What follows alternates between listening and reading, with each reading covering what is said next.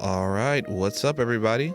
This is Pocket Johnster, and after my last PSA return video, where I hit about an 80% gem rate out of 25 cards, I've been getting a lot of questions in the comments about my pre-grading routine. So, in this video, I'm going to walk you through exactly how I personally decide whether a card is worth sending to PSA when I'm chasing that gem 10. Usually, when I get a batch of singles that look pretty clean, I set them aside, take them home, and I run them through 3 main checks.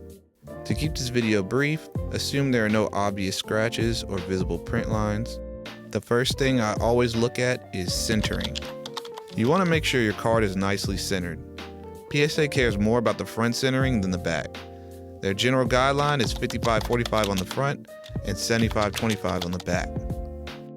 Looking at this Steelix here, it looks pretty even on both sides, definitely within that 55-45 range.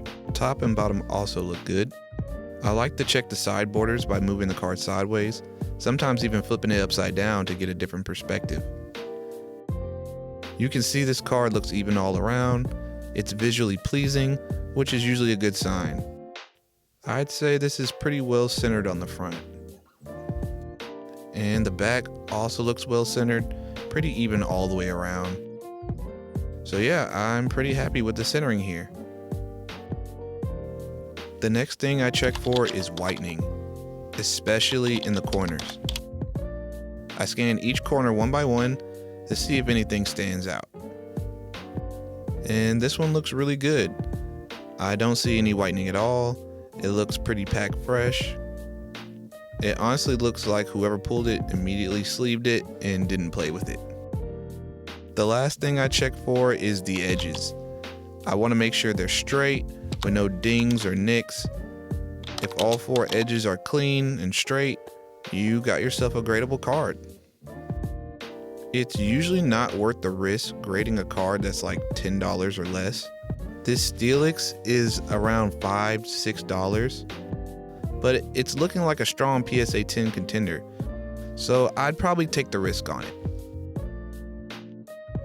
Now that we've gone over the checks, we can move through these cards a little bit faster. Alright, next up is Altaria EX. The front centering looks good. Alright, let's check the back. Yep, this bottom right corner. It's subtle, but I see a little bit of whitening there. I've definitely seen PSA 10s that look like this, but personally, I'm not sending any card with whitening if I'm chasing a gem. I'm just not going to risk it. So I'll set this aside and keep it moving. Now we got Zoroark EX. And you can see right away, it's kind of top heavy. Yeah, it's not looking good. And I can also see some whitening on the corners. Yeah. This is probably an 8 or 9, leaning more towards an 8. Next up is Sylveon VMAX.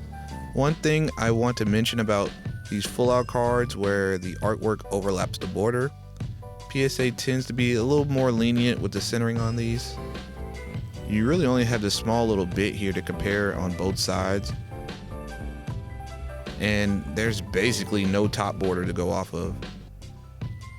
So if it looks centered on the back and it's clean, don't be afraid to send it.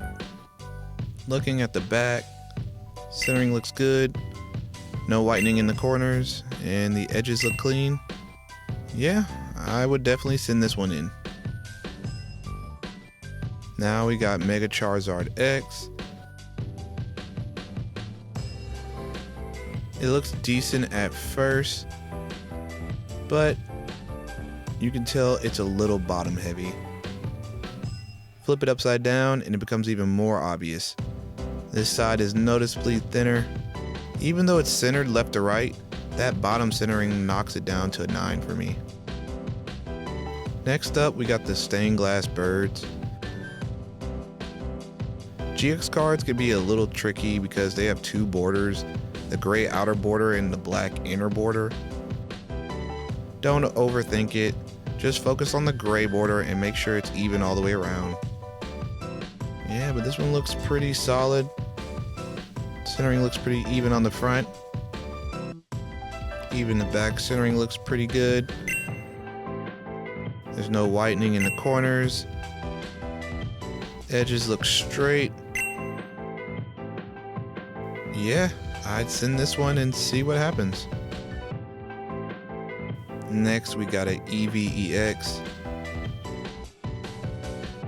Centering looks fine and within parameters. But unfortunately, I'm seeing faint white dots and a small nick along the edge. It's subtle, but it's there. Yeah. 2 years ago, I probably would have sent this, but not anymore. This is a PSA 9 all day. Now we got a Glaceon EX. Looking at it, it's just a little too bottom heavy for me to feel comfortable sending it. And remember, the front centering is way more important than the back. So just like that, it's a PSA 9. Next, we got a Jolteon EX. Looking at it, it's a bit right and top heavy. Kind of leaning top right overall. To me, that's an automatic 9, maybe even an 8. I don't even need to take it out the semi-rigid to tell. So we'll put that one to the side. Next, we got the Genesect EX. Okay, looking at it, the centering looks pretty good to me. I flip it upside down and it still looks pretty even. No whitening on the corners. And edges are clean.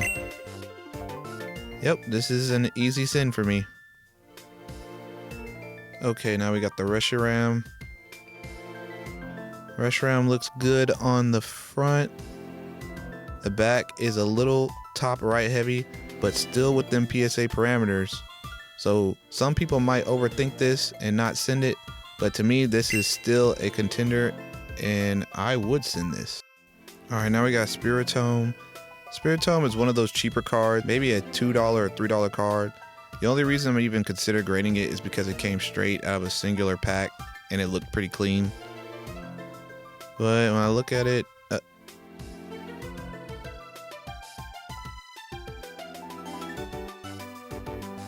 yeah, I see a white dot now.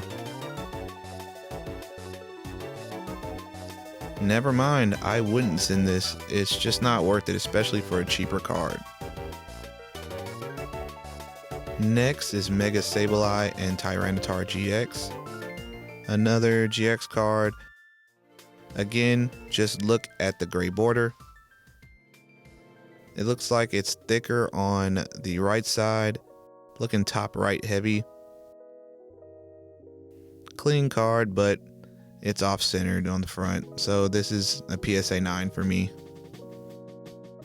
Okay, last card, another Mega Charizard. Front centering looks good. Let me flip it on the back. It's clearly right heavy, but don't overthink it. This is still within 75-25. There's no whitening, clean edges. I would send this one. So yeah, that's how I decide what's gradable and what isn't. These cards will go in a grading pile, and these will go straight into the binder without even thinking about it. Also, don't be afraid to use the PSA 10 you already own as a reference. If you struggle with eyeballing centering, study PSA 10s whenever you can, at card shows, card shops, wherever. Try to understand what graders are looking for and train your eye to recognize what a 10 generally looks like. So, if you follow these tips, you'll give yourself a much higher chance at hitting PSA 10s. You don't need any fancy tools, no magnifying glass, no rulers, no black light. You don't need any of that stuff. So yeah, if this helps or if you have any questions, let me know in the comments. And good luck with your submissions, and I'll see y'all in the next one. Peace.